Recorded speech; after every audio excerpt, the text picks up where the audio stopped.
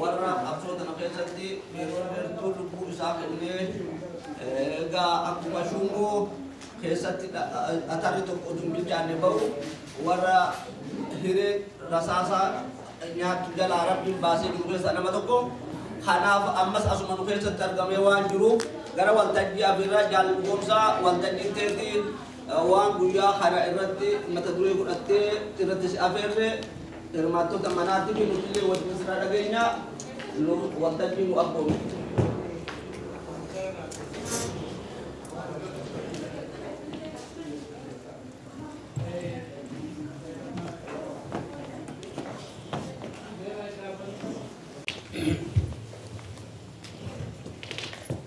Dura Nootota bilisummaa Oromoo miseensa shanee gumii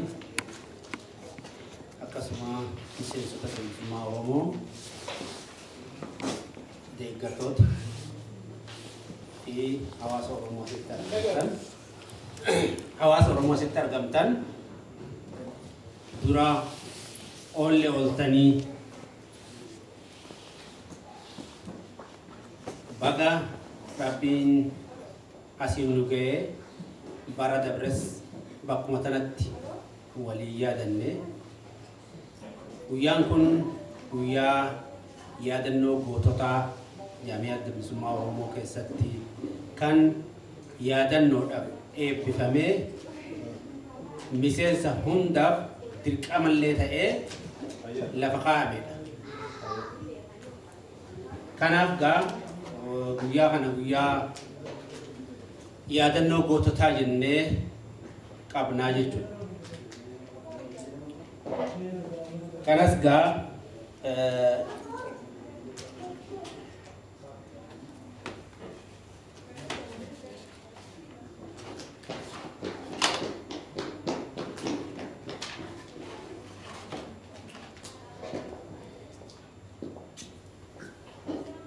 akkuma jaallan asirratti tuqanii sagantaa waan silaa qara asirratti karaa fiyyaanaa dhiyaatu jedhamu akkuma jijjiirametti ta'ee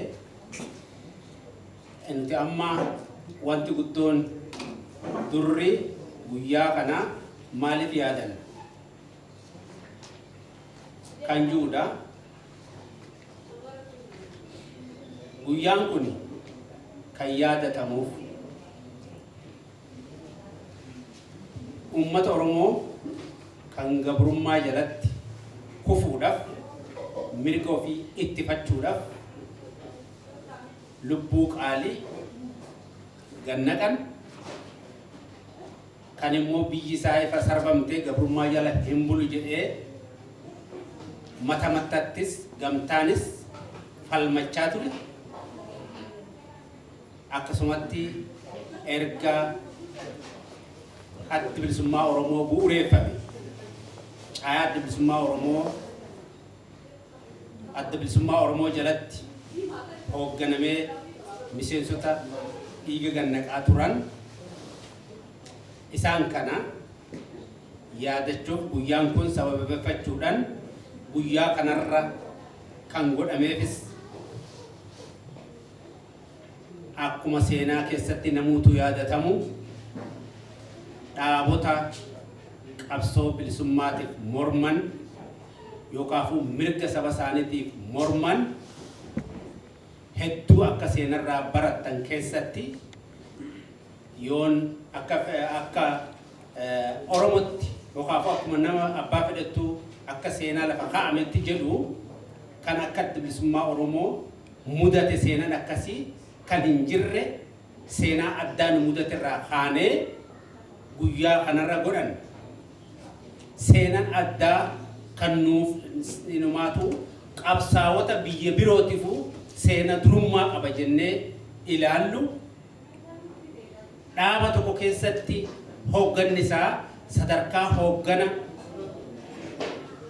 hayyu duree taanaa hayyu duree ajajaa waraanaa gaafatama siyaasaa bakka takkatti dhabee ni jira jedhellee hin argine hangan dubbisee hangan gurraan dhaga'uttis.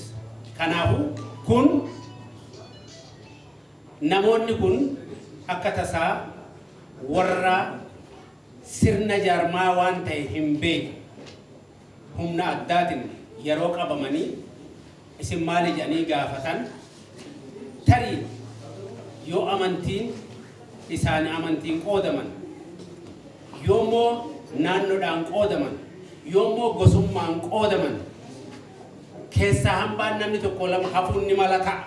Isaan ammoo kaayoo isaanii filatanii gosaan amantiin gandaan lagaan osoo hin qoodamin bakka takkatti qawwee gosa tokkootiin girnoof tokkoon yeroo rashanaman boolla takkittitti mas walirratti lafeen isaanii tuulamte. Kuni seenaa haarawaa eenyufiyyuu kan kanaan qixxaatu ni jira jennee namannu. Kanaaf hadabreefis hadhufuusifis waan hin dagatamne jechuudhaan guyyaa kana godhan. Wanti guyyaa kana irra deddeebinee akkasitti dubbannuufis gaaffitu yoomuu nurraan dhaabbanne tanaaf. Dhugummaa isaanii mirkaneessuufi. Kan biraa immoo yaadannoon gootota jedhamee maaliif barbaachisa? Dhiiroo meeqa akka aadaatti waan mammaaksa fakkaatuun lafa kaa'uu dandeenya. Biqiltuun takka kan biqiluu dandeessu waa sadii of keessaa qaba. Bishaan argachuu qaba, qilleensa argachuu qaba, biyya argachuu qaba. Isaan kana keessaa tokko yoo irratan jiraachuu hin danda'u. Kanaafuu gabrummaan kan namarraa bu'uu ni danda'u. Bilisummaan kan dhufuu ni dandeessu. Dhiiga, lafee, lubbuu qaalii. Dhiiga fi lafee lubbuu qaalitiin qabsoon tun biqiltee bakka tana geenye. Mirgi har'a Oromoon arganne jennu argamte Oromoon argatte. Kan Oromiyaa kaartaa argu kan Oromoo jennee Oromoo maqaa dhooynee dubbachuu kan afaan keenya waa rakkoo walitti himachuu danda'u kun kan dhufeen saniin. Kanaaf wanti kun murteessituu ta'uudhaaf guyyaa kana guyyaa goototaati jennee gootota keenya yaadan. Lubbuu qaalii lafee dhiiga isaanii itti gannaqan.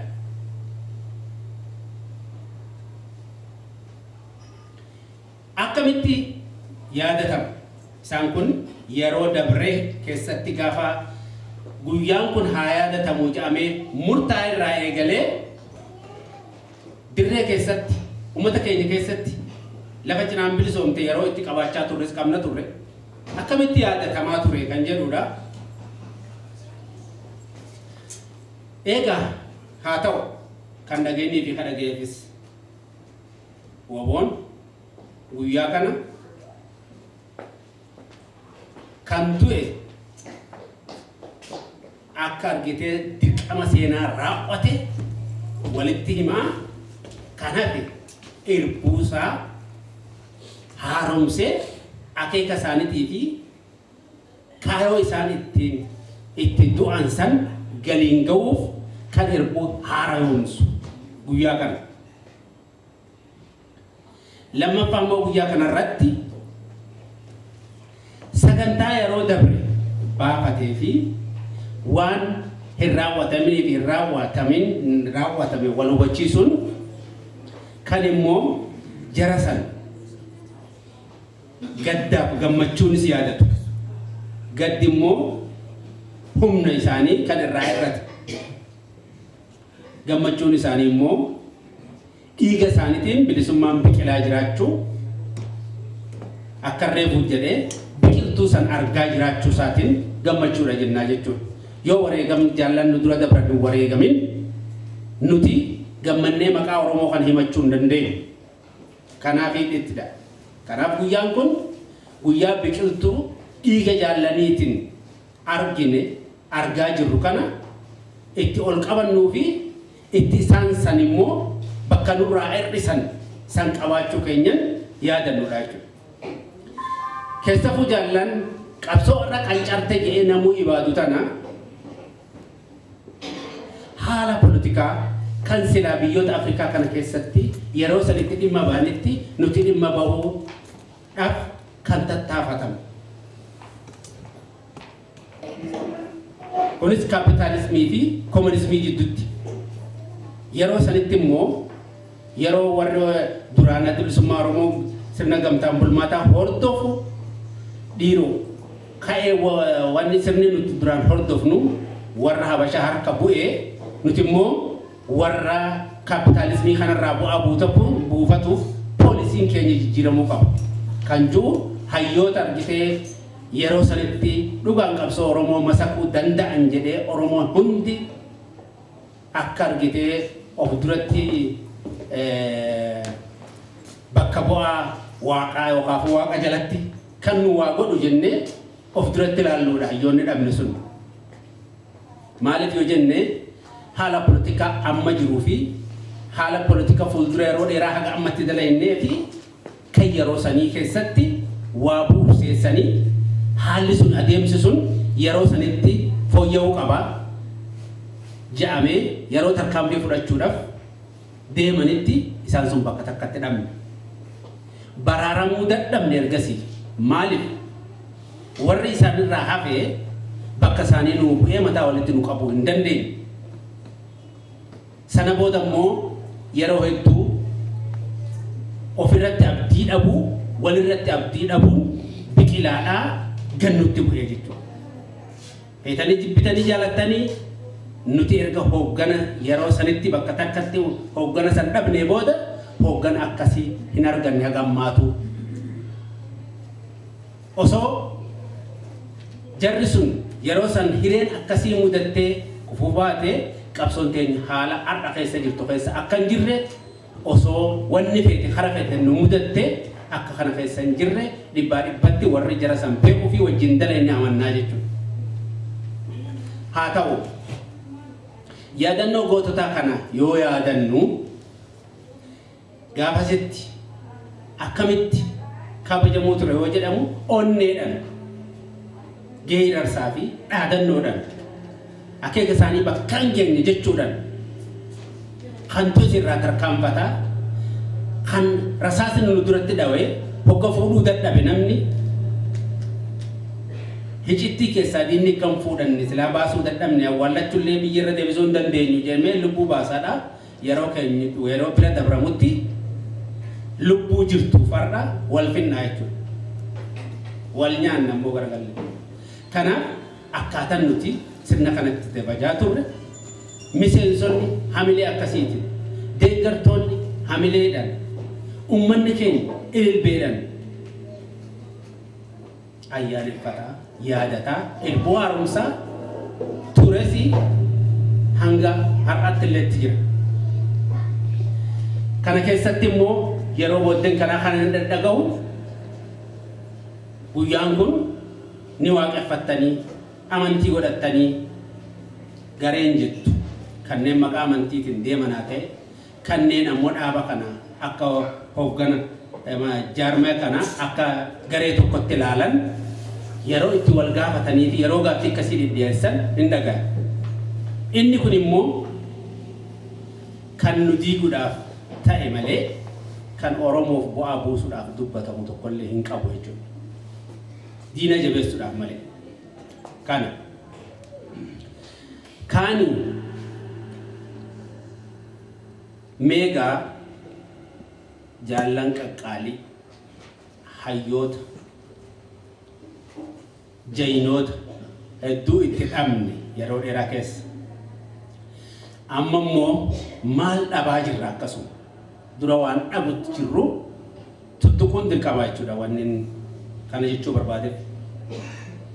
Quba qabna yaadanna hogga ofii teenya walitti gammachuu hin qabne. Maal jechuun barbaade dirree qabsootti rasaasadhaan akkasitti dhawee ajjeesaa yoo turu yeroo itti nu gammachiisu qaba. Adeemsa keessa immoo yeroo mootummaan dargirraa gara mootummaa wayyaanetti jijjiiramtu TPLF qalee bilisa baasaa saba tokko ta'ee deebi'ee abbaa irree biyyattii Itoophiyaa yeroo ta'e kanatti maal nurraan gahaa jira maal dhagayaa jira tokko ummanni keenya bakka akka himachuun dandeenye lafarraa buqqifamee beelaan dalaytoota kaampaanii warra Tigree ta'ee hambaa isaanillee dhabee yeroo beelantu'aa jiru argina. Kana jalaan baafadhaqee biyya ollatti kan ba'u yeroo garii qabaniitti deebisanii fixaa jiran yeroo kun beelan dhumaa jiru garra. Kun hundinuu waan gabrummaan fidee wareegama jennu sanii jechuudha. Lubbuu baafatu qofa osoo hin ta'in mirga keessa nan barbaaddadha jiru kana keessatti fadhumaa jiru jira. Karaa biraatiin immoo dhalli kanarra lafaa ka'u mirga kiyyaan falmadha jedhee barattoonni of kennee qawwee maleeyyii diina dura dhaabbatee yeroo qawwee itti gadhiisanis du'aa yeroo qabanii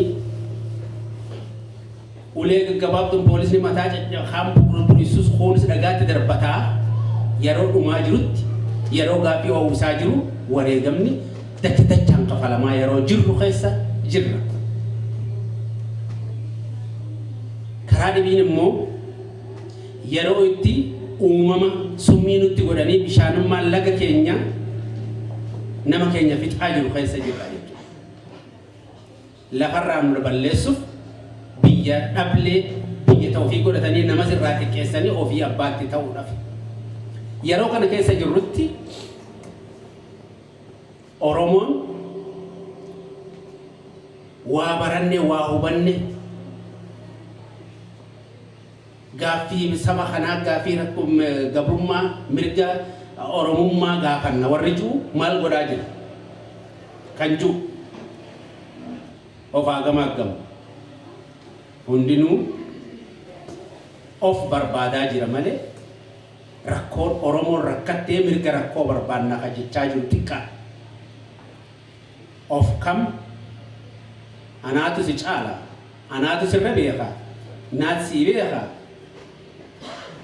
na jala kootu ati na jala deemu ansi jala deemu jennee yeroo wal qoonnee yeroo itti ummata Oromoo afaan faajjessu keessa jirra jechuudha.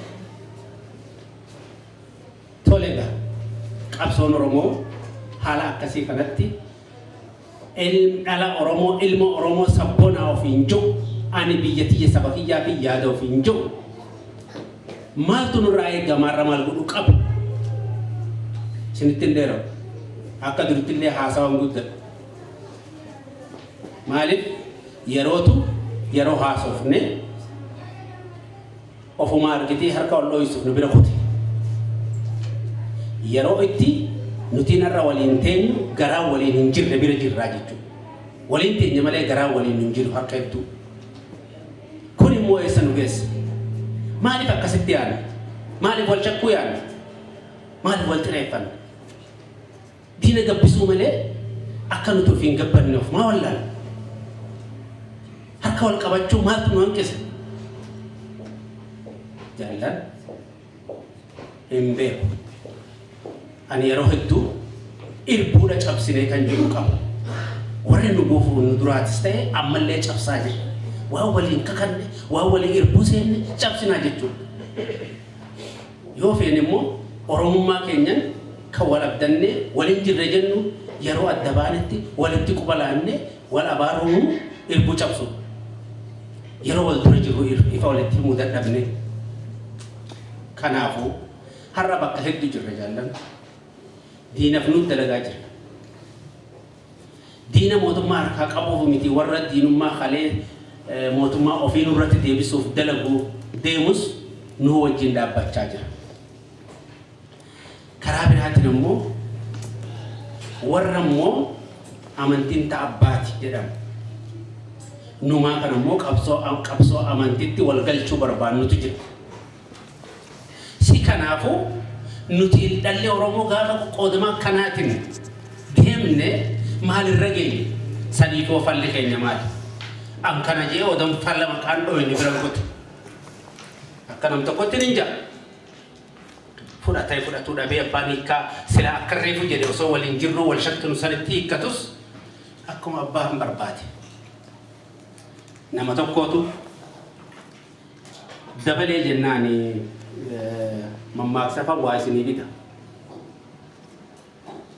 inni kun ijoollee dhaloota shawaati yeroo lola Somaaleetii fi dargiidhaa san beeraa wanta dargii san keessaa dhufe warra qawweedhaan dhufe adda bilisummaa Oromootti makame xiqqaadha yoo nu biratti guddate duraan nama qallaa ture booda gabbatee soso'uu danda'e amma nama kan akkamitti hamilee isaati hojiitti goonaa jennee sadarkaa hoogganatti mari'annee gaafatamaa geejjibaa jennee gara keessatti geejjibu maal qabna wadaraarreetii dhiyeesseera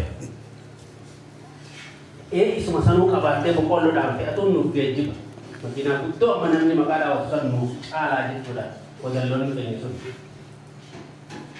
gaafatamaa geejjibaa jennee teepha hoggaa bobbaan dhuftee walitti qabee akkam facaanee bakka takka kaa'u wadallootti isa akka ishiin facaatee bineensi alatti harmi hoggaa walitti dhufe waraana kunni gammadaa akka miidhamne namatti goosisu akka to'atu jennee hedduu gabbatee soso'uu hin danda'u duubuma kana jiraata amalli isaa namaa waliin galummoo kanarratti namaa wal lolaa namu booda nama xiqqoo alaan aloonii ganuuf deemtaa jennaan duratti yeroo kana dabaleen ganuuf deemaa jedhaniin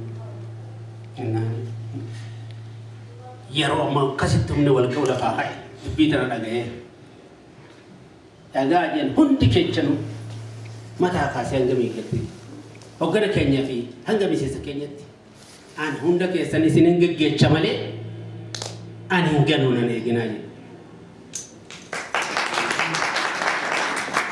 akkasumatti duuba gammoojjii keessatti qaamni isaa sun irra guddatee booda saabni dhoowwee du'ee jechuudha bishaan qabbanaa yeroo sanitti dhuguudhaan akkuma jedhu san hin hanqanne guute jechuudha illeen gariin keenya akkas abbaan fedhe shakkee Oromoo kan warra kaayoo ganamaa san gadhiisuu miti namni hedduun haa ta'u dubbii wal chakkoo eessanuu nuun ga'u hujumaa wallaaluu malee hujii waa wal madaalu afaan wal madaalu yoo ta'e immoo quufni haasawni guddaan Oromoodhaaf maangoone namuu ajuudha Oromoon hoggaa haasaa wal bahee guddaa haasawa waan inni dalagu nagarru malee waan dalagu dhabne dalagaa dhadhabne amma wanni nurraa eeggatamu maalirre dhiiroo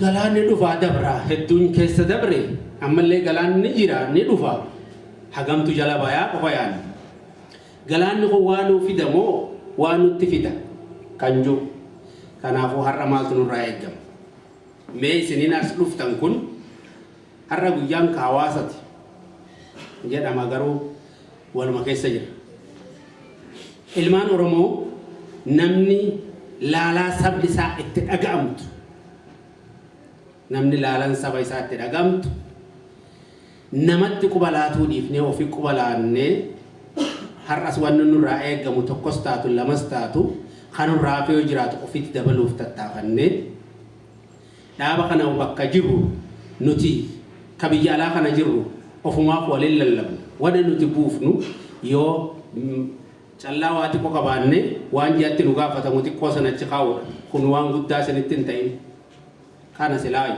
kanumaa immoo dhiifnee jirraa jechuudha baasutti hin jiru hedduun namaa kana bira dabartanii hoo mee akkam taanaa Oromoon akkam mataa walitti qabattee humna taati